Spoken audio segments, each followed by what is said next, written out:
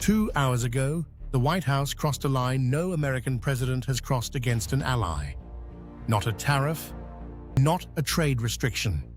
President Trump signed an emergency directive blacklisting Canada's 6 largest banks: Royal Bank of Canada, TD Bank, Scotiabank, BMO, CIBC, and National Bank from the US dollar clearing system, effective immediately. Treasury Secretary Scott Bessent called it necessary pressure. Ottawa had 72 hours to return to negotiations on American terms or face further measures. The logic was cold and clinical. You cannot run a modern economy without dollar access. Iran learned that. Venezuela learned that. Washington assumed Canada would learn it too. We're catastrophically wrong. Canada's 6 largest banks process over $650 billion in cross-border transactions annually and serve more than 22 million American customers.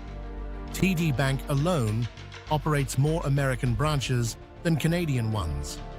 By cutting these institutions off from CHIPS, the clearinghouse interbank payments system that processes $1.8 trillion in dollar transactions daily, Washington did not just target Canadian balance sheets. It targeted American manufacturers, exporters, and small business owners in Michigan, New York, and Vermont who rely on Canadian banking infrastructure every single day. The directive also suspended Federal Reserve correspondent banking relationships with all 6 institutions and threatened secondary sanctions against any American bank maintaining ties with the blacklisted firms. The theory was straightforward: freeze the banks, watch the Canadian dollar collapse, watch Bay Street executives flood Carney's office demanding he ask Washington for terms. They expected compliance within 48 hours, and the familiar pattern: loud public resistance followed by quiet private concession. What they did not model was that Carney had spent the previous 48 hours on the phone with London, Brussels, and Tokyo, not asking for sympathy, but activating pre-negotiated agreements. What they did not model was the man who walked to a podium in Ottawa 90 minutes later carrying no notes and opened with one sentence: Canada did not choose financial warfare, but Canada prepared for it. Canada immediately activated emergency currency swap agreements with the European Central Bank, the Bank of England, and the Bank of Japan, negotiated quietly over the previous 14 months, allowing Canadian banks to clear transactions through London, Frankfurt, and Tokyo, entirely bypassing New York.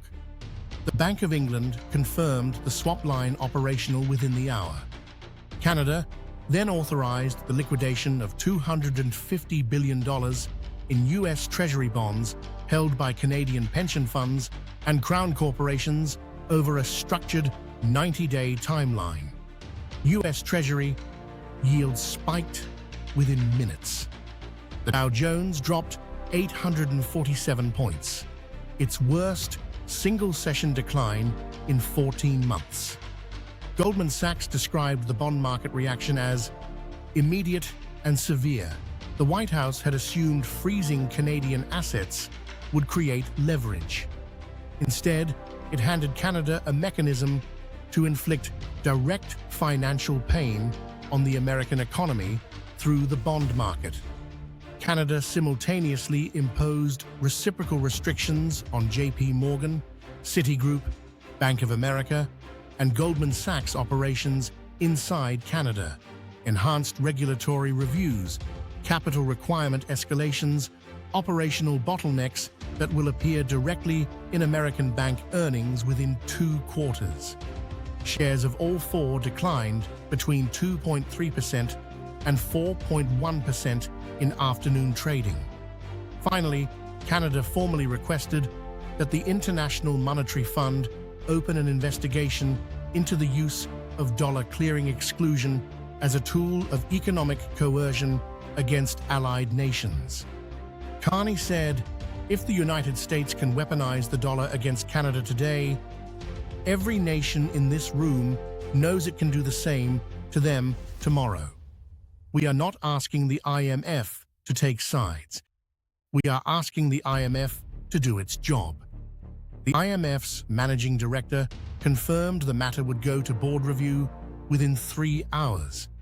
The White House calculated that other G7 members would stay neutral. They miscalculated on every count.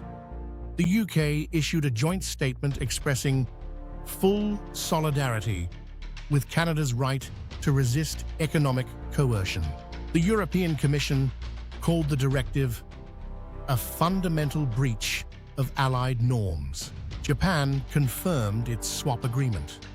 Germany called it incompatible with the rules-based international order. France called it the most dangerous financial precedent in post-war Western history. Canada was not isolated. The United States was. In a single afternoon, Trump managed to unite the G7 against American policy. Using the alliance framework Washington spent 70 years building. The U.S. Chamber of Commerce called the directive the most economically self-destructive financial action taken by any American administration in the modern era. J.P. Morgan CEO Jamie Dimon warned it undermines the foundational trust that makes dollar dominance possible. The auto industry was blunt. This hits Detroit as hard as it hits Toronto. Republican senators from border states called for reversal before the trading day ended. Not out of sympathy for Canada, but out of alarm for American workers and supply chains. Dollar dominance is not a law of physics. It is a function of trust. The moment Washington uses financial exclusion against a shuffy, AAA-rated G7 democracy for refusing trade demands, every government watching draws the same conclusion. The dollar system is a tool of coercion, not a neutral global utility. That conclusion accelerates exactly what America fears most: allied nations building financial architectures that bypass New York entirely. Carney said it plainly: we are not trying to destroy the dollar system, we are trying to save it from the people currently running it. Maintain the directive. And watch the G7 fracture. Treasury yields stay elevated, and the IMF publicly examine American financial coercion. Rescind it, but Carney has already activated the swaps. The G7 has already issued statements, and the IMF review is open. There is no quiet exit, no framing that makes retreat look like strength.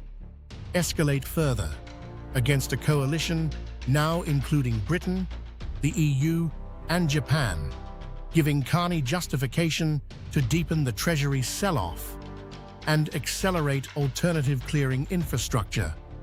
A senior White House official told reporters, "We modeled a bilateral dispute. We got a multilateral financial realignment. Every countermeasure was preloaded. Currency swaps with 3 central banks take months to negotiate. The Treasury sell-off required legal frameworks built well in advance. The IMF filing had been assembled over 14 months. Carney did not react to Trump's move. He executed a plan that was ready long before Trump picked up the pen. 2 hours ago, the White House believed it was delivering the decisive blow. 2 hours later, the Dow is down 847 points, the G7 is unified against American policy, and Canada's banks are clearing transactions through London, Frankfurt, and Tokyo.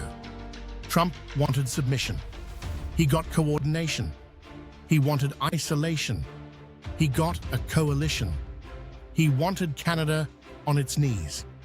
He got a former central banker who understood the weapon being used against him better than the people who deployed it. Carney closed without taking questions. Canada will always be a reliable partner to nations that respect partnership, to nations that mistake reliability for vulnerability. Today was the lesson. Washington is still processing what happened.